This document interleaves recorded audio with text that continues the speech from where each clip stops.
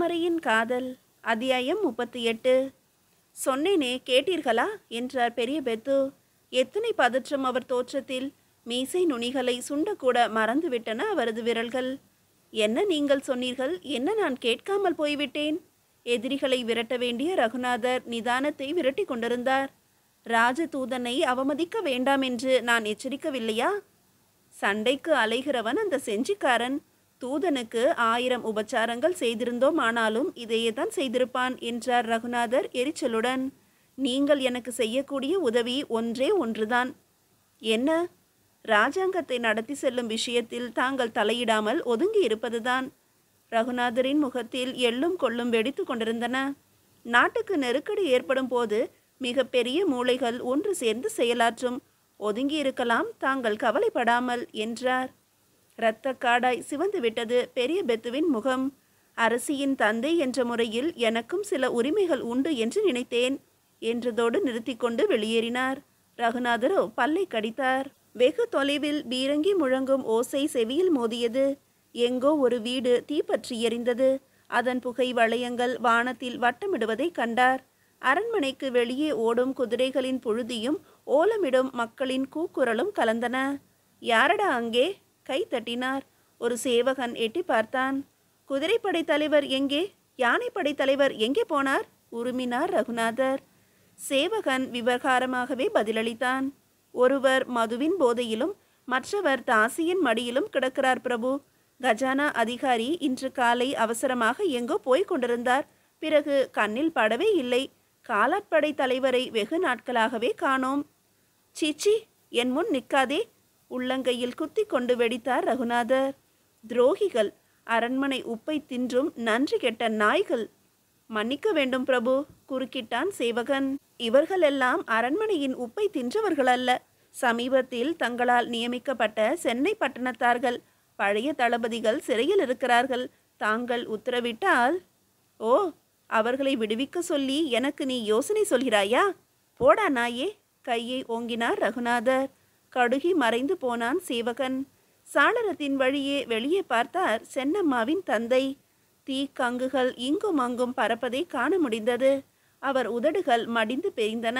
புருவங்கள் நெறிந்து விரிந்தன. விழிகள் மேலேறி இறங்கின. கள்ளத்தனமாக ஒரு முறை பார்த்து கொண்டார் சுற்றுமுற்றும். பின்னர் குதிரை லாயத்தை நோக்கி வேகமாக நடந்தார். பீரங்கிகளின் ஓசையாலும் மனிதர்களின் சத்தத்தாலும் அமைதியற்று திமிரிக் கொண்டிருந்தன அசுவங்கள்.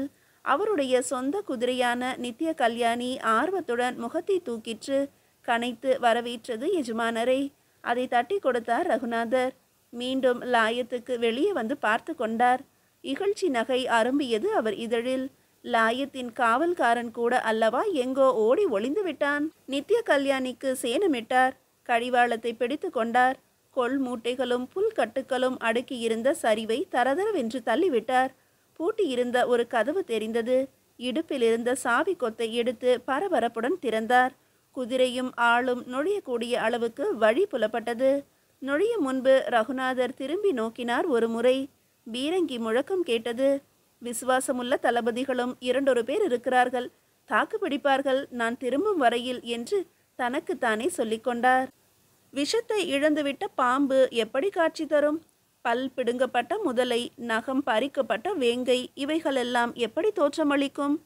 தோல்வியை தழுவி இருந்த ஜூபில்கர் கானை பார்த்திருந்தால் தெரியும்.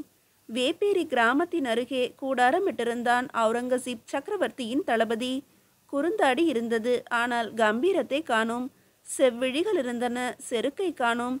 உடைவாள் இருந்தது, வெளியுலகத்தை பார்த்துதான் வெகு நாட்களாகியிருந்தன. செஞ்சியிலே வாங்கிய அடி அந்த வீரனின் சிந்தையிலே குடைந்து கொண்டிருந்தது வண்டாக. பாதுஷாவிடம் இருந்து வந்த கேள்விகளுக்கு அவன் ஒரே பதில்தான் வைத்திருந்தான். உங்கள் குமாரர் இளவரசர் காம்பக்ஷ் செய்த துரோகம்தான் எல்லாவற்றுக்கும் காரணம். எதிரியோடு அவர் சேர்ந்து கொண்டு விட்டார். நமது படைகளை காட்டி கொடுத்து விட்டார். அவுரங்கசீப்புக்கும் தெய்வ தாட்சண்யத்துக்கும் பல காத தூரம். தாக்கீது பிறந்தது உடனே. மகனென்று பார்க்க வேண்டாம், காம்பக்ஷை கைது செய்யவும் இங்கே அனுப்பவும். அப்படியே செய்தாகிவிட்டது. இனி தடையில்லையே. கொண்டு வா தக்காணத்தையும் கர்நாடகத்தையும் என் காலடியில் என்று அடுத்த கட்டளைகள் வந்து கொண்டிருந்தன. குமுறி கொதித்து கொண்டிருந்தான் ஜூபில்கர் கான். கம்பெனியான் போடும் பிச்சையில் நான் வாழ்ந்து வருவது பாதுஷாவுக்கு என்ன தெரியும்? வீரத்தில் சிறந்த என் படையினர் வழிப்பறி கொள்ளைக்காரர்களாக மாறி தக்காணத்தில் நெடுஞ்சாலைகளில் திரிந்து கொண்டிருப்பதை அவர் அறிவாரா? கூடாரத்தில் அவன் போட்ட குறுக்கும் நெடுக்குமான நடையை நிறுத்தியது வீரன் ஒருவனின் பிரவேசம். சலாம் ஹுசூர், சிங்காவரத்திலிருந்து ரகுநாதர் வந்திருக்கிறார். தளபதியின் கண்கள் இடுங்கின. செஞ்சிக்காரனுக்கு அண்டை வீட்டான் அல்லவா அவன்? சரி, அழைத்து வா என்று கட்டளையிட்டான். நல்ல செய்தியுடன் வந்திருக்கிறேன் நண்பரே. அவுரங்கசீப்பின் படை தலைவனை மார்புற தழுவிக்கொண்டார் ரகுநாதர். ஜூபில்கர் கானின் தோற்றத்தையும் ஆள்படை ஆரவாரங்கள் இல்லாத சூழ்நிலையும் கவனித்ததுமே அவருக்கு ஏமாற்றம்தான். ஆனால் முகத்தில் அது பிரதிபலிக்கும் முன்பு மாற்றிக்கொண்டார் நொடியில். நல்ல செய்தியா? வெறுப்புடன் நகைத்தான் ஜூபில்கர் கான். அப்படியொன்று வந்தால் அதை அடையாளம் கண்டு கொள்வதே எனக்கு சிரமமாக இருக்கும். பரவாயில்லை, சொல்லுங்கள். நற்செய்தி என்றால் உங்களுக்கு ஒன்றே ஒன்றுதான் இருக்க முடியும் தளபதி, உற்சாகமாக பேசினார் ரகுநாதர். அந்த செஞ்சிக்காரனின் முதுகெலும்பை ஒடிக்க உச்ச தருணம் வந்துவிட்டது நண்பரே. ஏன் தெரியுமா? சிங்காவரத்தின் கோட்டையிலே மோதி கொண்டிருக்கின்றன அவனது படைகள். இப்போது பார்த்து நீங்கள் அவன் பின்னால் இருந்தும் அவனை தாக்கலாம், அல்லது காவலற்று கிடக்கும் செஞ்சியை காலில் கீழே மிதிப்பதானாலும் எளிது. புறப்படட்டும் உங்கள் படை நண்பரே. உங்கள் குதிரைகளின் குளம்போசை செஞ்சியானின் செவிகளில் நாராசமாக பாயட்டும். ரகுநாதரின் உற்சாகம் அந்த முகலாய வீரனை தொற்ற மறுத்தது. குதிரைகளா? படைகளா? ஆத்திரத்துடன் சிரித்தான் அவன். ரகுநாதரே, செஞ்சிக்காரனின் செவியில் நாராசமாக பாய்வது எதுவாக வேண்டுமானாலும் இருக்கட்டும். இப்போதைக்கு என் காதுக்கு அமிர்தம் எது தெரியுமா?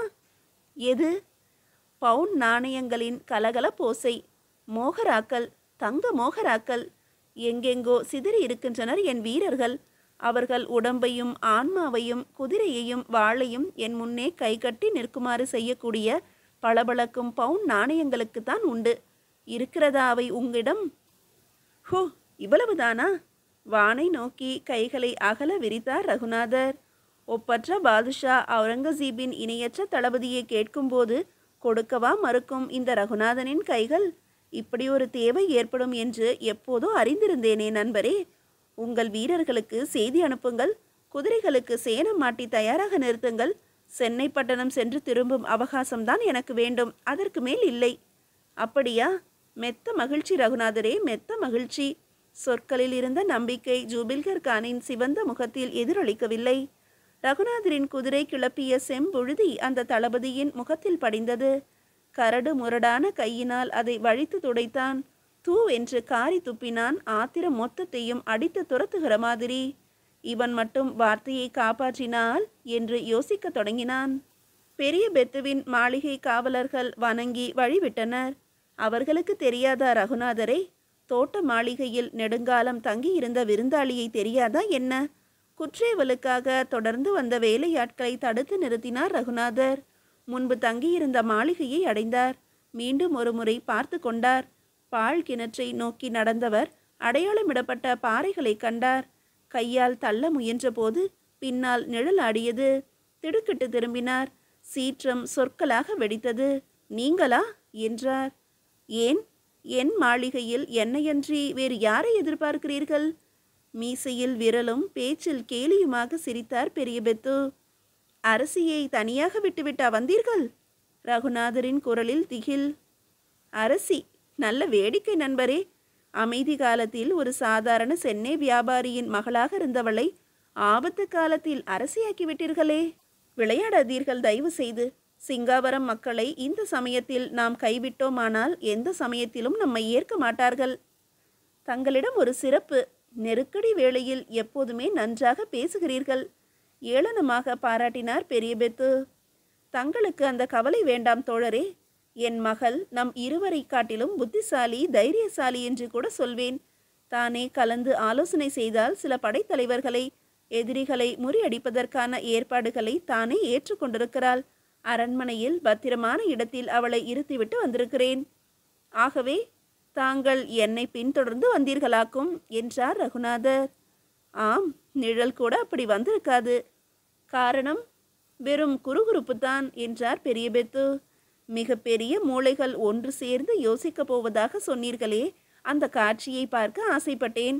முதலில் அரண்மனைக்குள்ளே தேடினீர்கள் அந்த மிகப்பெரிய மூளைகளை. பிறகு குதிரை லாயத்தில் ஆராய்ந்தீர்கள்.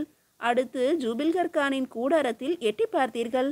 கடைசியாக இங்கேயாவது தங்களுக்கு வெற்றி கிடைக்கிறதா என்பதை காண ஆவலுடன் காத்திருக்கிறேன். பெரிய பெத்துவை விழி அசைக்காமல் வினாடி நேரம் பார்த்தார் ரகுநாதர். பிறகு நகைத்தார் கடகடவென்று. வர்த்தகராக இருந்தும் உங்களுக்கு ஒரு பொருளின் அருமை தெரியவில்லையே. எவ்வளவு பெரிய மூளையையும் அடிமை கொள்ளக்கூடிய அந்த சின்னஞ்சிறு பண்டத்தை மறந்து விட்டீர்கள்.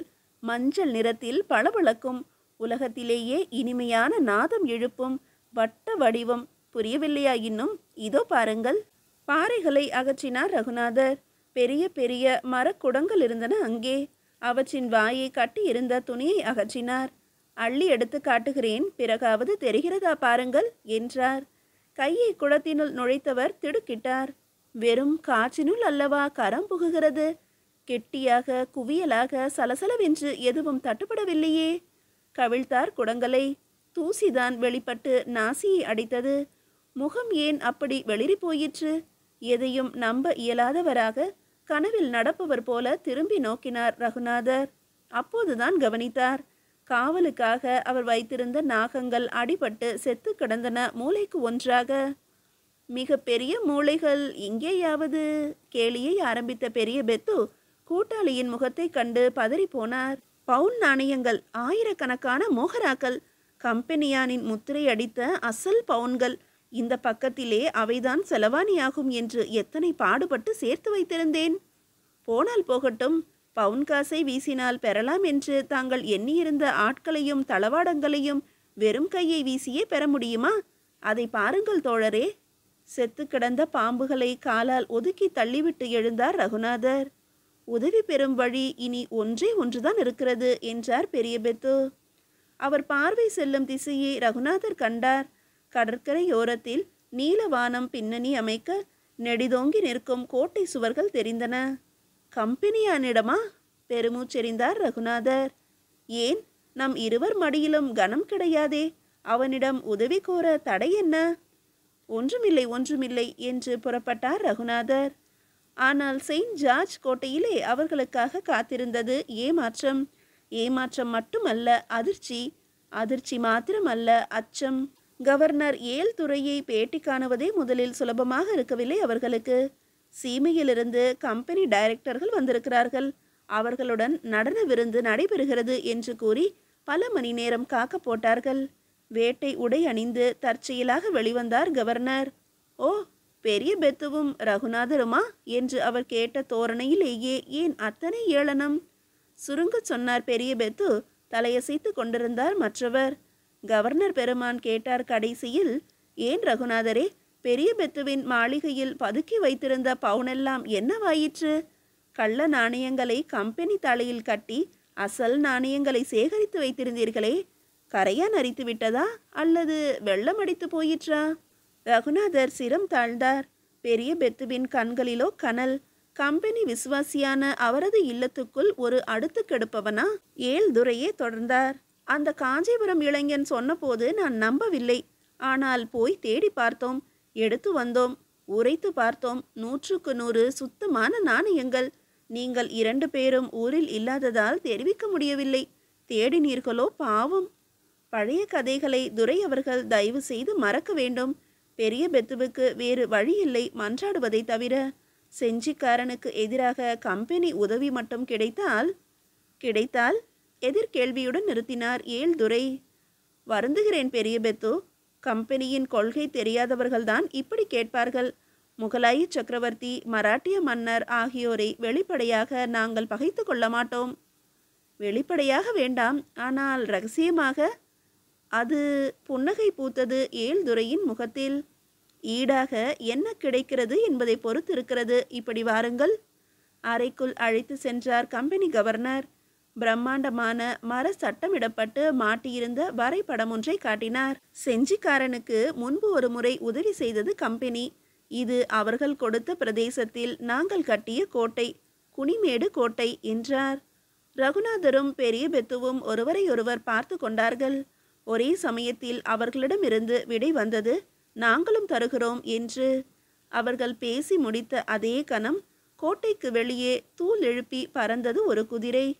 சிவசிதம்பரம் போய்விட்டால் என்ன? அவர் தேச பக்தர்கள் தயாரித்த எத்தனை பேர் இல்லை அந்த செயின்ட் ஜார்ஜ் கோட்டையில்? அவர்களிலே ஒருவன்தான் காற்றென விரைந்தான் சிங்காவரத்தை நோக்கி ரகுநாதரின் துரோக செய்தியை தெரிவிக்க. மீதியை அடுத்த அத்தியாயத்தில் காணலாம்.